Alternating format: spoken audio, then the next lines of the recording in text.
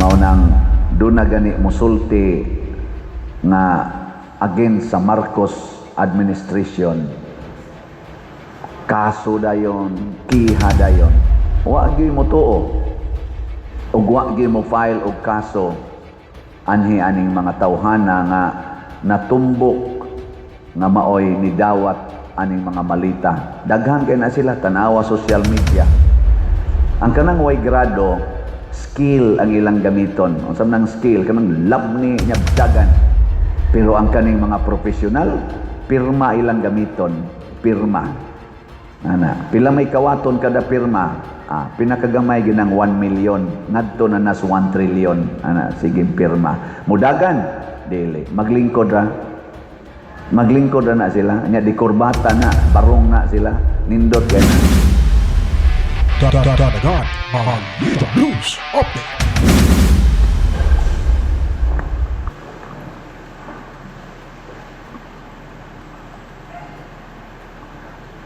Sa unang pagbasa, si Elias, Propeta Elias, usa ni sa mga banggiitang propeta na gani mao ni gibasihan, usas gibasihan nga kanang pag-ila sa Mesiyas kay gidaman ni si Elias og katong chariot of fire ngadto sa langit o man ni siya mamatay. Unya ningon nga mobalik siya sa samang paagi. Mag-una usa si Elias, makit-an sa mga tao, unya musunod dayon ang Mesiyas. Unya pag-abot na ni Hesus, ningon siya ang Mesiyas, wa man ibalik si Elias, pero para ni Hesus, si Juan nga magbubunyag, mao si Elias. Nana, so dili pariha og naong, pero maora ang purpose, mission. Karon sa ato mosakas langit si Elias, nagkabangi sila og ang hari nga si Akas or Ahab. Akab ba to? Sa in English, Ahas. Si hari sa itong nga na to niya. Akab naghimo siyag mga desisyon nga sukwahi sa desisyon sa Ginoo nga gisangyaw ni propeta Elias. Kay kani manggo mga propeta kun sa ato pa na dinhi ba sa atong kanaganing sit up sa nasod, ang hari sa Israel mao na sila ang executive department, executive ba, presidente ana. Unya ang mga propeta mauto sila ang legislative, kay sila may tig-interpret sa balaod at tighimog balaod, mo-design og balaod. Unya dayon ang Ginoo mo ilang Supreme Court. Ana, nya kinsa may tig report sa decision sa Supreme Court, ang ang mga propeta. Mao to nga siging badlong si Elias sa hari atong panahon nga si Akab ug sa iyang asawa nga si Jezebel ba to? Sige siyag badlong, naglagot ang hari kay ang hari manggod may desisyon man na adto na siya moampo katong Dios sa mga pagano nga si Baal. Nya si Baal mao na ilang gitawag og Ginoo sa kaning kinabuhi, sa pagpanguma, sa tubig, sa panahon, murabag ang nagbuot, di ba, pareha karon naaman sa tayo mga tinuhuan nga maghalad-halad ngadtos uma para sa Dios sa uma, ngadtos mangga para sa Dios sa mangga, adto sa sapa para sa Dios sa tubig. Namo ana? Awa mo ana? Sounds familiar. Napag nakaron kanang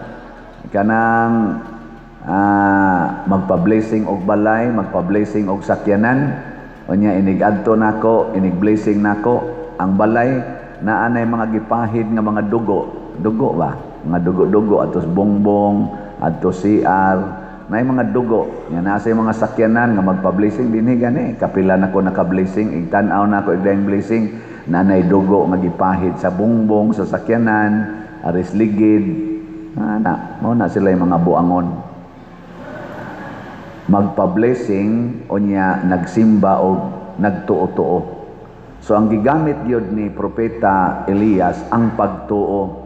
Ang gigamit sa hari nga nahimo niyang kontra ang tuo-tuo. O niabot ang panahon nga dideklarar ang hari nga si Elias persona non grata.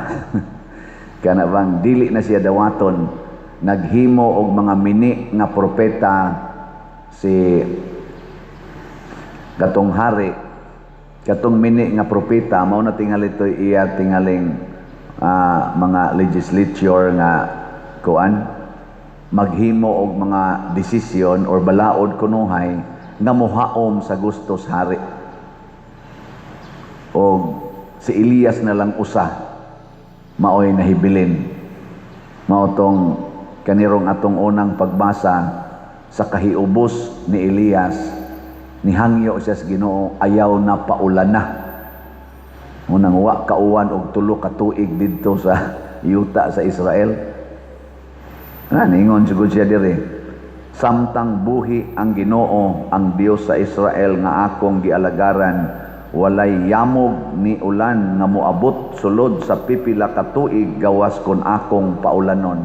Pagsulti ani ni Elias, purting lagutas hari og iya nang patyon si Elias. Mo tong giingnas Ginoo, hala sibat pahawa nya tago didto atong sapa sa atong sapa sa kirit. Og didto ka magtago nya kay makit-an sa siyang tuwa siya dito, manguma siya, isa atago lang dito, ang uwak na lang mo akong padadon ni mo pagkaon. Mura sa siya si San Roque, no? Gidadaan na las iro o kuan. Pero wa man to gi-persecute si San Roque. Pero si Elias, nitago siya dito. Kay, patio naman siya sa hari, di og mamatay siya, pulos na mini nga propeta ang mahibilin, kay siya na malang usa. Karon, ang atong mga brave Marines, katong 18 Marines, ang atong mga brave 13 nga karon nahimo na lang 12 kay ni bali nang usa si Chis Escudero ni bali na sa Senado. Mao'y sikat kay karon sa atong katilingban dinhi sa atong kaning kuan. Og ang in short, ang brave Duterte's group, minority kay sila sa power, maunang ang gakupot sa power karon, ang great majority mao ang executive department, ang Marcos Group. Ug bisan unsay gustong buhaton sa Marcos Group, mabuhat nila. Maunang doon na gani musulti nga against sa Marcos administration. Kaso dayon, kiha dayon.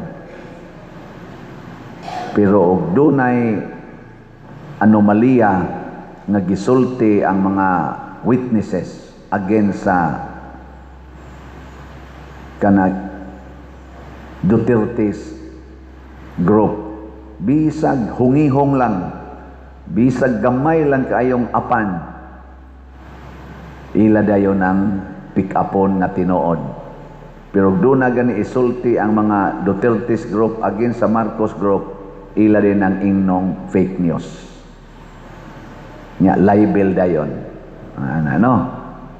Mao na nay gitawag og panglutos ginamit ang gahom. Mao man aroy nahitabo kinsa maroy gipangita sa ICC o gipriso sa ICC mga Duterte's group. Tinuod ba gyud nga naa sila'y kaso? Posibleng tinuod.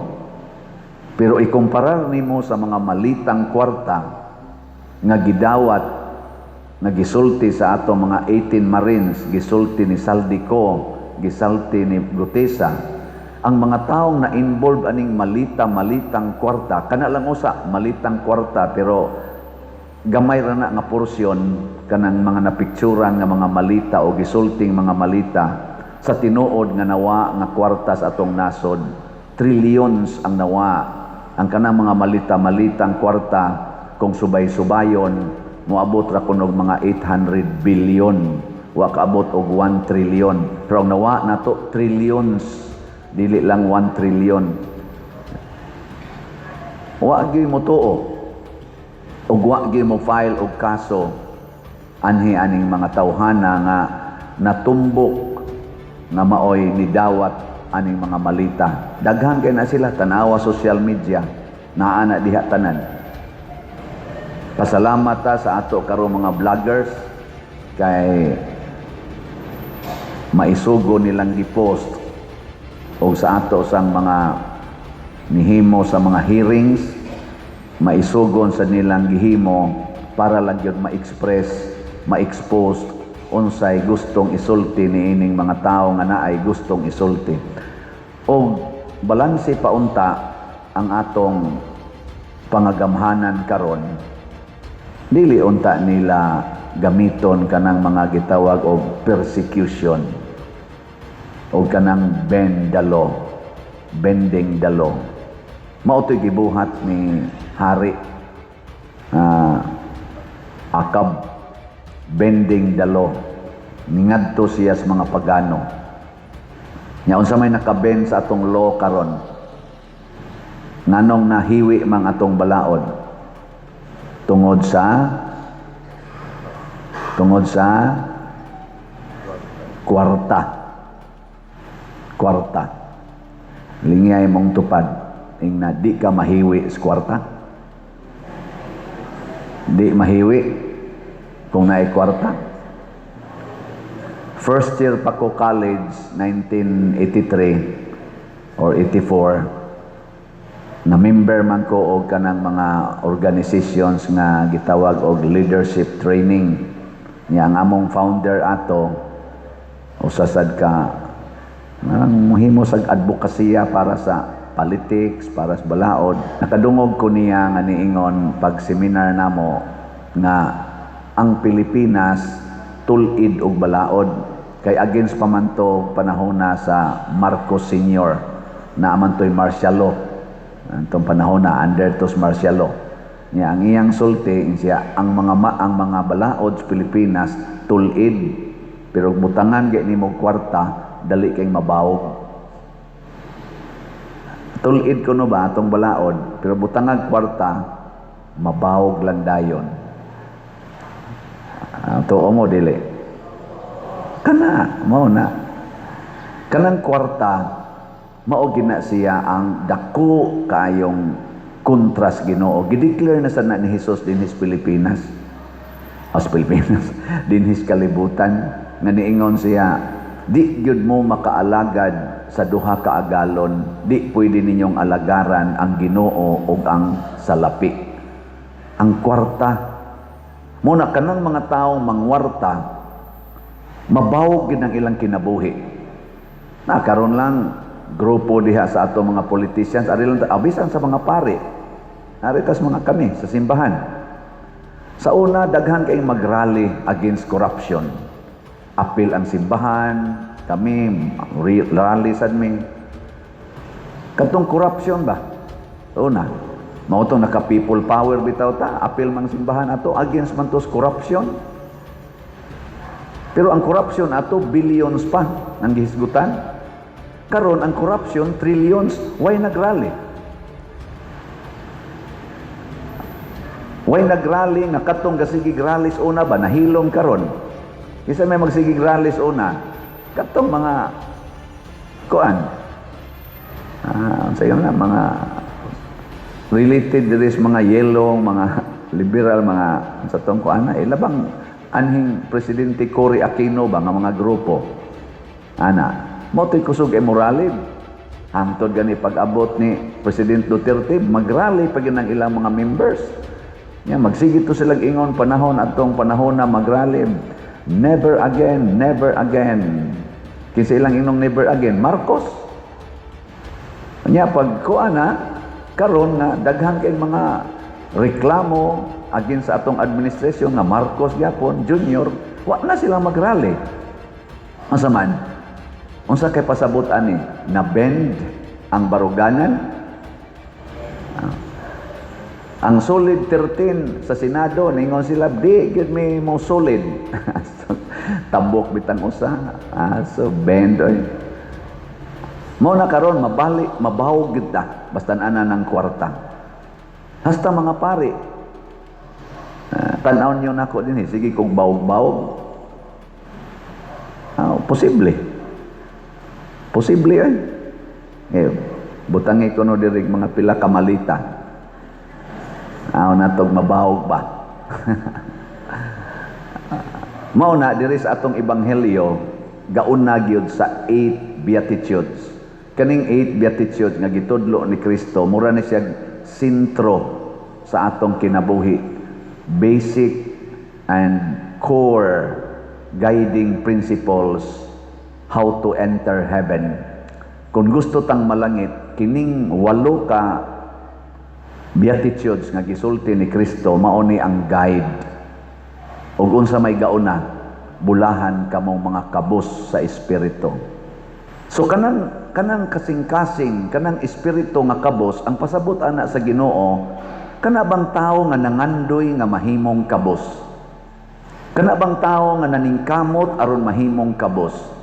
Kinsa man kaning ato mga santos nibiya sa tanan. Mo na si Kristo ningon mo sunod gani mo nako, biya mo sa tanan. Ang Ginoo mao'y dato sa tanang dato, kay siya ko'y tag-iya sa langit ug sa yuta. Ang bahandi dinhis kalibutan ikumparar sa bahandi sa langit, mura ra kunog abog nga nipilit sa gantangan. Nya siya tag-iya anang tanan, di purting datua, pero pagkatao ni Hesus diri sa kalibutan, naningkamot gid siyang mahimong kabos, na taong kabos, nitubo nga kabos, namatay nga kabos. Nga nahimo din siyang hari sa tanang hari, King of Kings and Lord of Lords. Mo na ingon siya bulahan mong mga kabos. Unya kun atong basahon ang tanan, ang ikawalo niingon sa diri, bulahan kamong mga gilutos, gibugal-bugalan, gidaog-daog og pagapatyon. Bulahan sad mo. Kinsa man say dali lutoson ang kabos. Kinsa may mulutos ang mga dato. Nganong wa may kiha ang mga nagdawat sa mga malita. Daghan magkwarta, di nimo makiha ng daghag kwarta oy. Kinsa may dali makiha ang way kwarta kay di man to ka. Di man to ka bendalo. Di ang balaod kuha gito. Sunan ka mudot mangganing balaod sa ICC diri nato bisag daghan kay mga lawyers nga ning complain ana nga di lagi na pwede nga ang warrant of arrest sa ICC idiretso diri. Kadi man sa ta civil lawyer. Pero daghan kay mga lawyers nga ning contradict ana kay against na sa atong constitution, against na sa atong soberenya, against na sa atong palisiya. Pero nganong nidot man ang kanini ang warrant of arrest sa ICC ngadto ni Duterte, ngadto ni Bato de la Rosa, ngano man kay wa man sila enough money to combat kabos man. Mao bitaw to nga porting datuas nagdakop ni President Duterte kay pag abot niya sa airport gikas Hong Kong, nagsakay ra siya commercial plane. Commercial plane sa to panipliti ra to sa by ticket. Pero pag abot dito gidakop dayon siya. Pagdakop na niya, pagkagabi gisakay na siya private plane paduho ngadto sa dahig. Private plane. Siya ray pasahero. Gipakyaw ang eroplano. Dinhi magkabuang ta kanang nayatong mga youth diri mingon Father na may seminar pwede ta magpakyaw og ban dakuan gastuha ban palang daan atong pakyawon mura magdako kay gasto kadto plane sa porting datua sa nagpadakop ni President Duterte. Unya, dali kayong nahuman ang maong aksyon. Gikan sa buntag, pagkagabi, wa na. Human na. Lupad na. Private plane. Perting kwartaha gito. Ngay pag-search ko no mo, pilay arkila sa eroplano, imong private plane, imong abangan, gikas Pilipinas, ngadto sa dahig. Ang saan ang dapita diya? Netherlands. Di ko no. Suway ko no ninyo og search sa kuan. Pila may Pacquiao sa eroplano. Gikas Pilipinas. Ngadto pa dong sa kuan. Unya, ang nagdako pag yun ni President Duterte, ang mga pulis nga pinangga kay niya nga mga pulis sa panahon sa iyang administrasyon nga gusto niyang duphan ang mga pulis. Gi-increase niya og dako kay sweldo. Aron lang yun maarang-arang ang ilang pagkabutang. Iyang giduphan to mga pulis, mao na say nagdakop niya ang mga pulis. Sa ito pag gitungtungan, gitugdako kayong sweldo, mas dako pas gihatag tingaling sweldo sa panahos administrasyon. Kwarta gyapon to, paldo-paldo to. Kwarta gyud ang gigamit. Nga karon nanong nakalusot naman sa niyang warrant of arrest para ni Bato de la Rosa. Wa man kita kasagang, ikaduha naman unta ni. Bisag na idaghang ga complain, wa man gid kasagang. Kwarta gyapon na. Nya wa may kwartas Bato de la Rosa, mura siya si Elias, tago lang usa samtang di pa masakpan. Tago. Kanang way kwarta, tago. Ang naay kwarta. Mabutan ang moingon ko, kinsa may mas kawatan, ang naay grado o way grado. Kinsa may mas dagkong kawaton ba, kanang mga profesional o kaning wa gyud grado. Ang kanang way grado, skill ang ilang gamiton. Unsa man ang skill, kanang labni nya dagan nya tago. Makalabni na ko sa ka-cellphone o sa kabag o sa kaalahas, daga na gukuros pulis, tago. Dili usa magpakita pila ka adlaw kay basig masakpan. Pero ang kaning mga profesional, pirma ilang gamiton, pirma. Ana, pila may kawaton kada pirma? Pinakagamay ginang 1 million, ngadto na nas 1 trillion. Ana, sige pirma. Mudagan dili, maglingkod ra. Maglingkod ra na sila, nya di kurbata na, barong na sila, nindot kay na. Unya mosakay pa na sila sa ilang sakyanan, napay mag-una ana nga mga patrol car magsige or mga motor-motor mga wang di anang daan kay mo counterflow sila kay magdali di sila motipon diri sa traffic kaayo, magdali na sila kaugalingon nilang lane, special lane ana. Nganong magdali man sila kay tuan na say pirmahanan dito sa unahan. Unsa naman sad to? Kahawat na sad ana. Mga igsoon, ang kamatuoran matud pa ni Kristo mo'y mohatod nato sa kaluwasan. Bulahan ta kung magpuyo tas kamatuoran.